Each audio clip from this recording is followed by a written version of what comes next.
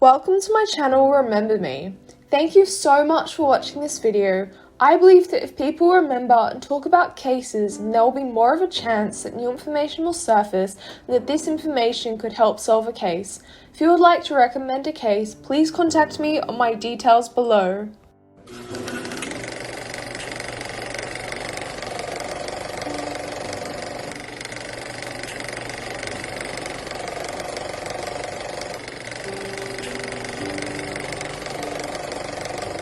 Mindi Chambers.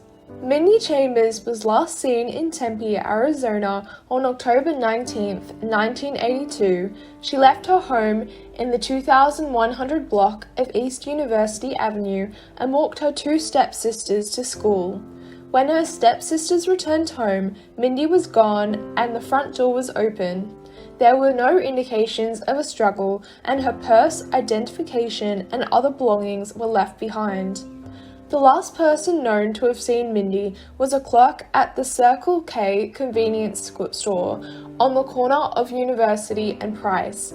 The clerk saw her make a phone call and leave. The clerk said a green and tan station wagon pulled up into the parking lot and the driver grabbed Mindi, pulled her into the vehicle and drove away. She's never been heard of since. On May 17, 1968, Mindi's mother, Mary Xanax Chambers, was found murdered in her apartment in Yonkers, New York. She was drowned in her bathtub. Mindi was only 2 years old at the time when her mother was killed.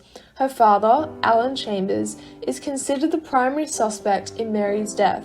On the day Mary was found, Alan showed up to the door of a detective who was married to Mindi's aunt. Alan had several scratches on his arms and face that he couldn't explain. Police and family suspected him at the time of the murder, but they lacked enough proof to file charges against him. Soon after the murder, Alan assaulted another woman and was sentenced to 7 years in prison. He sent Mindi to live with his mother in Chandler, Arizona, while he was in prison. After Alan's mother passed away, Mindi was sent to live with her aunt Karen Brewer in Phoenix, Arizona. When Mindi was 5 years old, her father was released from prison and he demanded her to be back in his custody. Karen had no legal authority to keep Mindi away from him, so she gave her back to him. Alan became controlling and shut out other family members and contact between Mindi and her aunts. 3 days before her disappearance, she told the police that Alan had been molesting her for the past 5 years. Child Protection Services immediately placed her in the custody of her stepmother, who was in the process of a divorce with Alan. A couple of days after Mindi's disappearance, Child Protective Services called Alan regarding the molestation and he hung up the phone. The investigation into Mindi's allegations soon ended. Mindi's stepmother told investigators she remembers Mindi helped her get her children ready for school that day and was gone by the time she returned home. Investigators have since debunked the possibility that Mindi ran off since she left all her personal belongings behind at home. Mindi was reported missing by her aunt, Karen Brewer, on April 17, 1995, a decade after she first went missing. She was not originally reported missing because Mindi previously ran away and her family felt she had done so again in order to escape the various problems in her life. They believed she had relocated to Utah after she went missing. Child Protective Services apparently dropped their investigation into her father a short time after Mindi went missing. Alan was a long-haul trucker when he was killed in a truck accident on December 13, 1994. He fell asleep on the wheel and his truck flew off a rain-slicked highway in Virginia. The accident burned Alan's body into ashes. Investigators found no evidence he was involved in his daughter's case. In 1984, the remains of a girl matching Mindi's description was discovered near Houston in a wooded area south of Highway 10. The bones are believed to be of a white female about 14 to 18 years old. She may have been about 4 feet 10 inches to 5 feet 2 inches tall. She also had brown hair, but her weight and eye color are unknown. She was wearing a white terry cloth short-sleeved shirt. The cause of death was not determined. The remains appeared to have been there for approximately 1 year, and an examination showed that the victim had once worn braces, as Mindi had. However, they have been unable to locate any dental records for Mindi or any source of DNA, as both her parents are deceased. A half-sister submitted DNA, but it did not match. The law enforcement has stated the DNA from a paternal relative is needed to know for sure.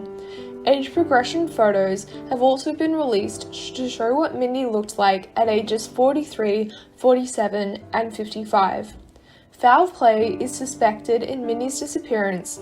It isn't clear whether police consider Allen to be a suspect in her case, but Mindi's half-sister stated that their father drove a green and tan station wagon like the one driven by Mindi's apparent abductor. If you have any information concerning this case, please contact Mesa Police Department on 480-644-2211. Mindi was a student at Mountain View High School at the time of her 1982 disappearance. She was originally born in New York. Foul play is suspected and her disappearance remains unsolved. Jason William Noble Saul. Jason was last seen in Bullhead, Arizona on August 15, 1997. He was last seen by his friend Kenford J. Farley as they were both looking for crystals in a nearby desert. Their orange 1977 Dodge van got stuck on a remote dirt road.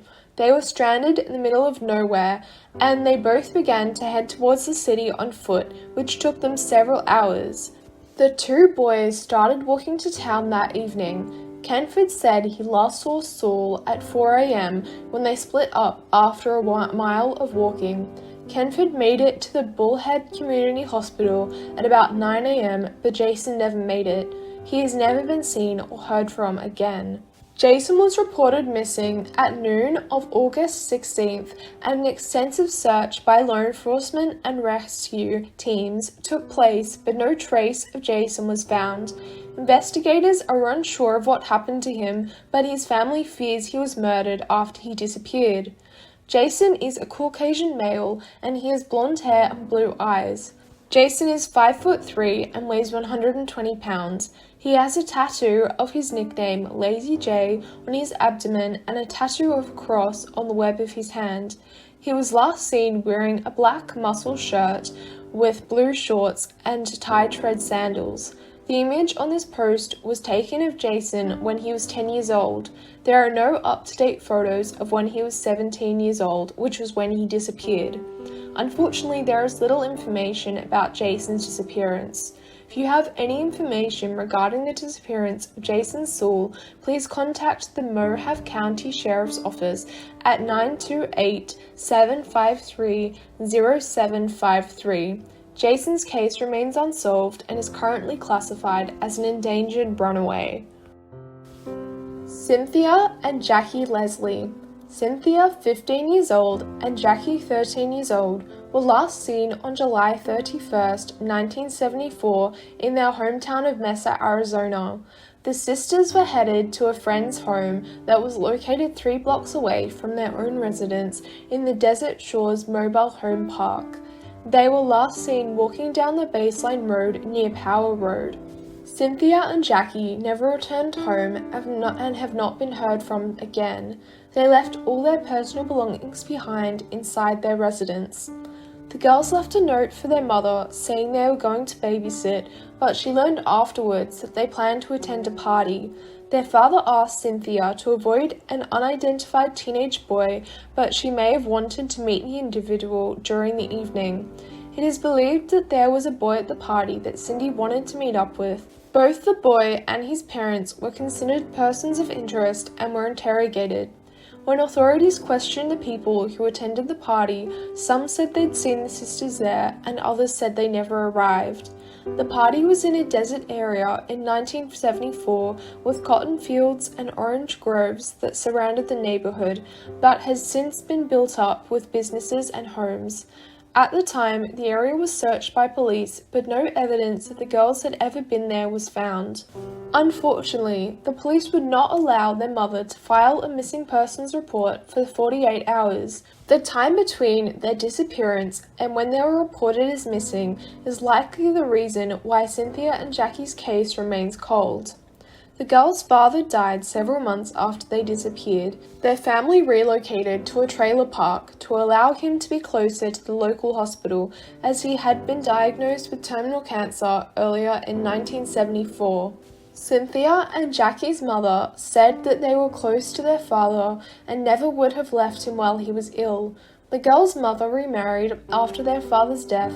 She moved to Kingman, Arizona in 1999 to be closer to her oldest daughter, who resides in Nevada. There have been many people that have claimed to have seen Cynthia and Jackie alive and well. However, their mother investigated most, if not all, of those leads and never found anything. A detective from Maricopa County came to Nevada to collect DNA samples from both Linda and Irma, but they haven't heard anything since. If you have any information, please contact the Maricopa County Sheriff's Office at 602-256-1087. Their mother states, "There has never been a day that I don't say a prayer where I'll find out what happened to my daughters." Their mother refuses to give up, and most of all, she refuses to give up hope as long as her daughters are out there somewhere. Thank you so much for watching this video and for taking the time to remember this case. It would really mean a lot if you could share this video to spread these people's stories in the hope that new information will surface. To recommend a case, please contact me on Instagram or send me an email. Thank you.